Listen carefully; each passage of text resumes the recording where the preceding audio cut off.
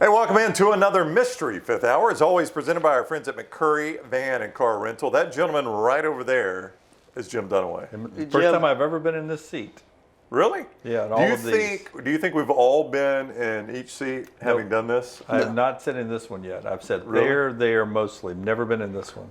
Yeah, I'm there, here. I don't think I've been here, but maybe. Rockstar, why do you have to hog that spot so much? I just think it's my spot. I think I've been there as well. I don't think I've always I've never had a captain's chair. You guys are the captain's chairs. I love the swivel chair. The swivel chair? I think I've had every seat here. That is Rockstar. How are you today, Rocky? I'm good, man. How are you? Doing fantastic. That is the Lance Taylor. That's where you find him on Twitter, at least. I'm Ryan Brown, and McCurry Van Car Rental brings you this. They have got all the vans, cars, trucks you need to rent. They're at McCurry Van Car Rental, the local rental company you can depend on. And they've got the trucks, SUVs, passenger vans as well. Make it easy to rent. They get you in and out fast. Locations in Athens, Muscle Shoals, Huntsville, and in Coleman on 2nd Avenue Northwest. Call and reserve your rental today, 256-559-1003. That's 256-559-1003 or McCurryRentals.com. That is McCurryRentals.com. Thank you for catching us on YouTube. Please give us a thumbs up. And if you have not subscribed to our YouTube channel and set your alerts, we ask that you do that. Now we're going to have, all right, I'll just go ahead and tell you, here's what I'm going to ask of all of us. We're going to do this topic here. The character in a movie or TV show, or a streaming show, however you want to put it, that you legitimately got upset because you liked the character so much when they were written out of the story. Now, here's how I think we could handle this is on the front end of our character, we can declare which series or movie we're talking about, just in case people need a spoiler alert, right? Yeah, mine are pretty old series, and if you haven't seen them yet, it's your fault. Okay, so Lance is not going to participate in that. No, I'm just saying. I'm with you. Like, how old is yours?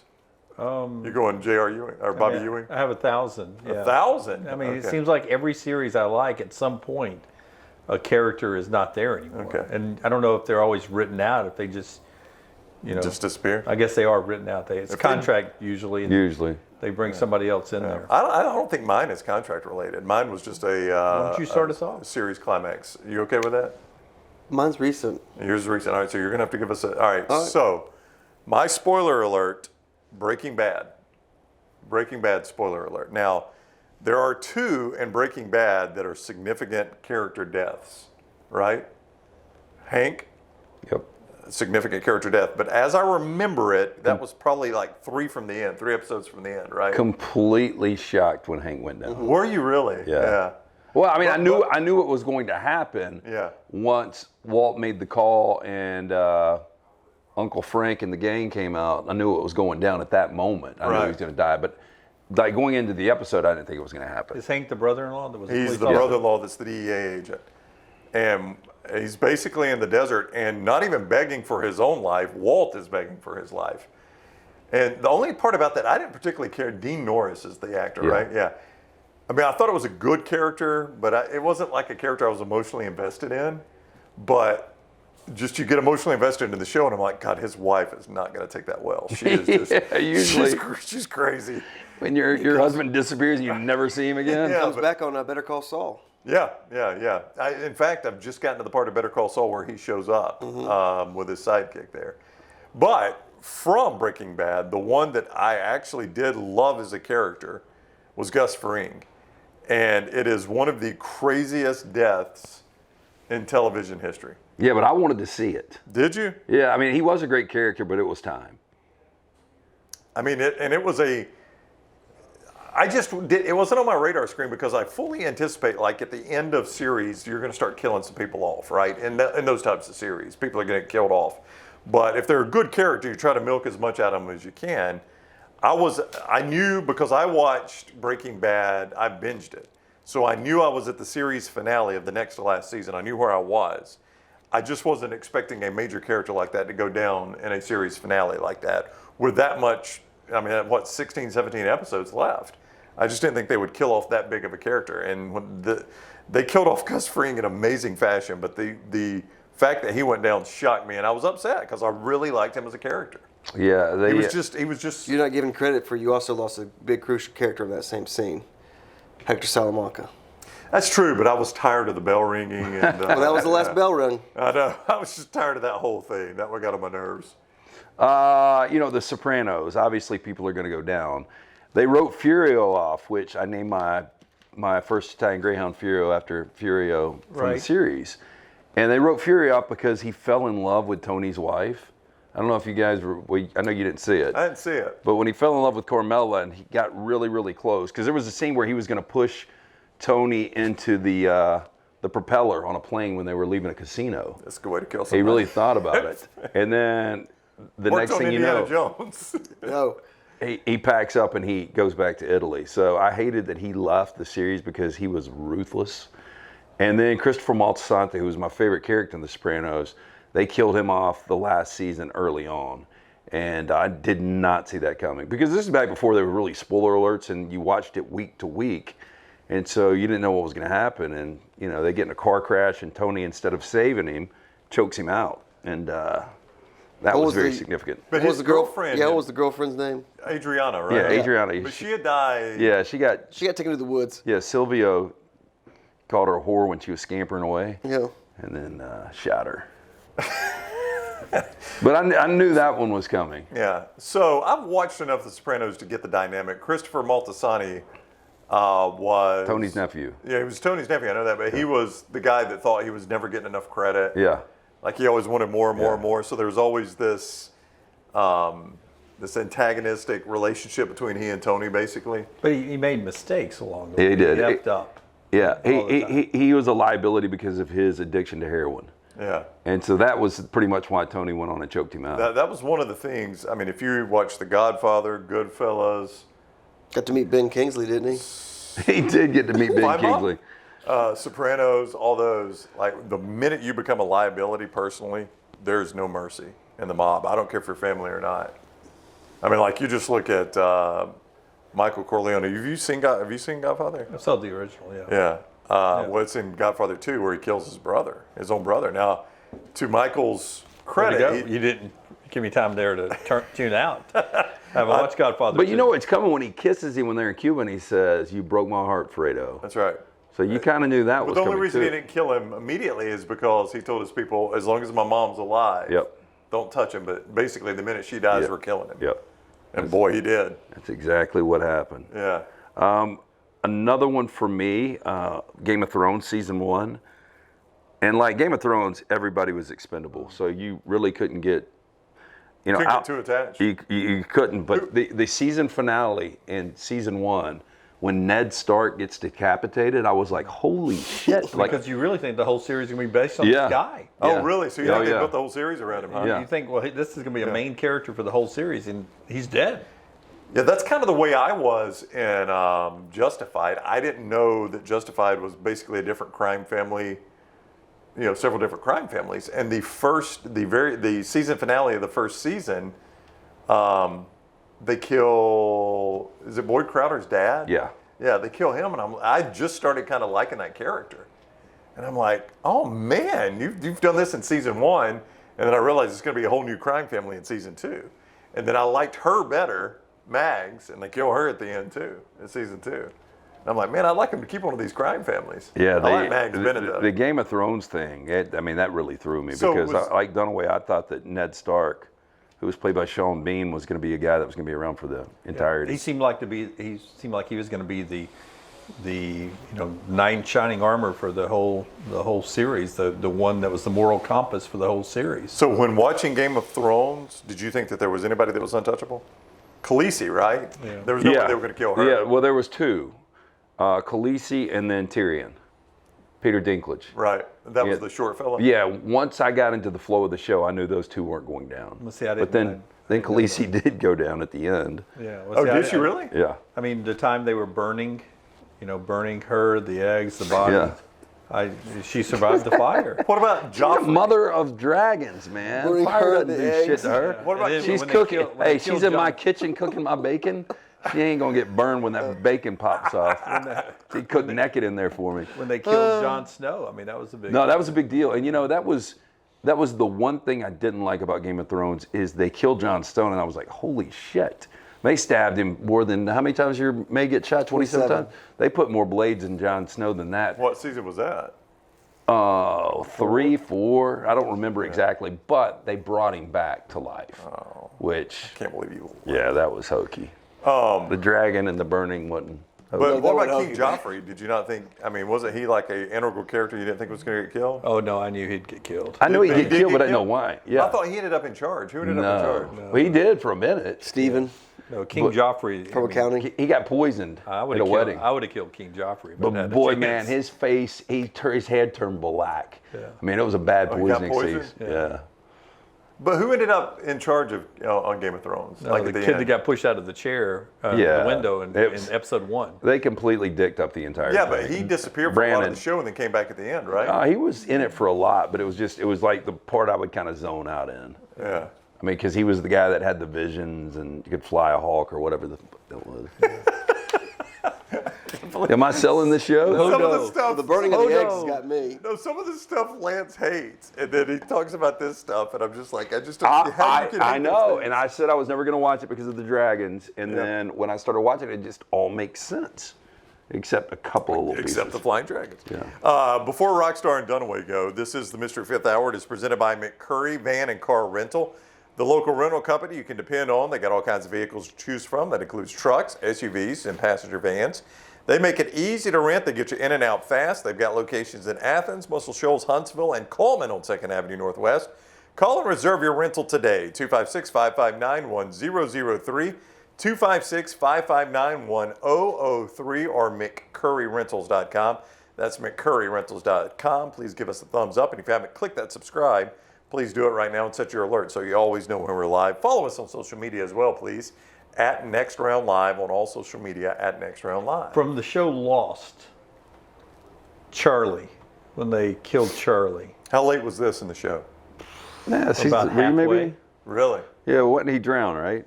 Yeah. Wasn't Penny's boat. Yeah. He put up the sign and gave him a big clue that helped him eventually, but Was he a popular character? Yeah. my wife and I Drive cried. Shaft. Yeah, Drive y'all Shaft, very cried, good. huh? His band, man. He had a great band. Why? Because it was just so sad the way he died? Or? Yeah, I mean, Wait, you cried? well, I cry about everything, but even Maggie teared up on that one. That was Even Heartless Maggie. Yeah, even Heartless Maggie teared up on that one. That one was a hard one for me and Lost. We really loved Lost back then. I always liked West Wing. So when they wrote Sam Seaborn out, he went back to California. Who played Sam Seaborn? Rob Lowe. Rob Lowe. I liked that character a lot. Was that just a contract deal, you think? Probably. He had a lot going on. Yeah, I don't think you write Rob Lowe out. What was his role? He was one of the speech writers and one of the guys that was on the inner circle to help make decisions, but he was a great speech writer. And he went back to California to run for Congress, and so he was out of the West Wing, so he wasn't on the show until the very end. He came back at the very end. It is ironic they put him on a political show because, his biggest scandal came when he banged these two chicks on VHS in a hotel in Atlanta during the Democratic convention in Atlanta. Yeah. Well, they're Democrats in the White House on the show. Very forgiving. So Yeah, and I don't think that really excludes you from Washington. and the first episode, he bangs a prostitute. Yeah. Does he really? episode, In yeah. West Wing? Yeah, first episode. But he doesn't know. He doesn't pay for it. He picks her up at a bar and doesn't But pay. she's not a prostitute. Art it's not imitating Well, life. that's what she does for a living. Oh, okay. She's but also in the law story- school. Then the story gets out. But he doesn't pay for it. He just has sex. But when the story gets out, it's a prostitute. But House of Cards, early on, the dude that, God, what is his name? Corey. He played Uncle Junior in the Many Saints of Newark. That's another good character. House of Cards, the senator from Ohio. Bald guy. The ball guy. Yeah, he was a great character. Yep. So, and they killed him off pretty early because he was hanging out with the prostitute and they gassed him, like carbon monoxide poison in his car. That was surprising to me, but even more surprising, you guys remember Homeland Episode 1? They drug his ass out of a car and beat him in the streets, killed him. That first episode, like he thought he was going to be a main player. Corey Stoll, I think is his name, the actors. Yeah, guys, it's been so long since I saw But Homeland. but that first episode, like they drug him out and like the masses like tore him apart. Damn. And I was like, damn, like I thought he was going to be a main character. Well, mine was, I had two. The first one I can't do. You haven't finished Better Call Saul, I'm assuming. Yeah, if you could hold that one up, Those are appreciate it. big We're watching ones. it right now. We're one that he's just become Saul Goodman, so I don't know how close we are to the end. But I think we've only got 2 seasons. Are you talking about the apartment scene? No. Okay. I'm talking about. If you could avoid that one, I would appreciate You it. talk about when the dinosaur flies in. No, that was unbelievable. Mine was that actually got me to check out of a show was the killing of Glenn on Walking Dead. When what's his name came in? The sheriff? The bat. What's the deal with the bat? Oh, see, I never saw it. Negan. When Negan came in this first episode, he had them all in a circle. I think Chappelle did a thing when he did on Saturday Night Live, but he took a bat to Glenn's skull and killed him. So he's the mean guy, like the bat with Lucille with the barbed wire on it. And I remember that show went downhill from there on. I think Rick. Wasn't a big fan of Rick Grimes. Didn't Rick get killed off? No, I think Rick disappeared. I think it finally. See the one with the kid that had the kid? Yeah, Carl. Yeah. Carl. Did Carl get killed off? Carl died too. I didn't care about that, but I didn't see that. I just good. read it beside Glenn. And when Glenn and Maggie got pregnant, Maggie was pregnant for 4 or 5 seasons. Yeah. And I was just over it. I was like, I'm done. No, but that was everybody was expendable in that one too. Yeah, I just couldn't. It was the same thing. There's the same recipe every season where we found a place, somebody turns bad and gives our location out. We found a place to hide. Somebody went bad and gave our location out. So it's just I couldn't. The recipe was just too repetitive for me. But I mean, the original television show for me was, the one. I think back to something I watched when I was teeny tiny with my grandparents was Andy Griffith, and when you lose Barney Fife in that show, and then you go to when you're in high school. Oh, did he get killed off? No, nobody dies in Eddie Griffith, but but they wrote him out. Yeah, I don't know if it was a contract situation, but gang violence. he was in a lot of movies. Don Knotts was. Now they were comedy movies. Incredible Mr. Limpet. Yeah, but I think he was just had a burgeoning movie career, and he didn't have time to do both. But it's a different series, and with Barney, without Barney. But you it's not think the same. if they would have killed And- Barney off by like a OD, you think people would have freaked out? Yeah, that would have been pretty bad. Well, for the Eddie rumor was that he had Don Knotts was very Milton Berle-esque. Right. And Howard Stern asked Ron Howard about that and said like there was a legend about Don Knotts, and he said I would have to confirm the legend. Yeah. But it also. I think when you're that skinny, though. That's true. I mean, he probably weighed $130, and I bet he was no more than. So was he pulling his pistol on a lot of women? I'm guessing Don Knotts probably got after it. He's a good-looking guy. He was a great-looking guy. Three's Company, come on. But it also flipped to color at the same time, so it lost a little bit of the black, or at least now looking back on it, it lost a little bit of the appeal of the black and white. The Three's Company, though, that's one too. When you lose Suzanne Summers, is that her name? She was a contract thing. Yeah, who did they replace her with? They brought in just another blonde girl. Oh, Yeah, it was totally different. they tried to go blonde for blonde, and it didn't work. Or when the family changed on Charles in Charge, like the family completely changed. Yeah. Like the daughters and the sons. Remember that Nicole Eggert was the second family. I don't know what happened. The same house. Yeah, that different was an family. upgrade. Let me go ahead and tell you. She's pretty. Yeah. Facts of Life, they changed the lady in charge of that. You change the dynamic. Anytime you lose the main dynamic, Brady Bunch, they brought in that little bitty kid. Oliver. I mean, that changes everything. Yeah. Ruins the show. We've talked about this before on the show when we actually had Jimmy Walker on, and if we could have understood him through his phone, I think he gave a really good answer on this. But the first time I remember this happening was when John Amos left Good Times, because I think that was just a contract situation, if I'm not mistaken. It was.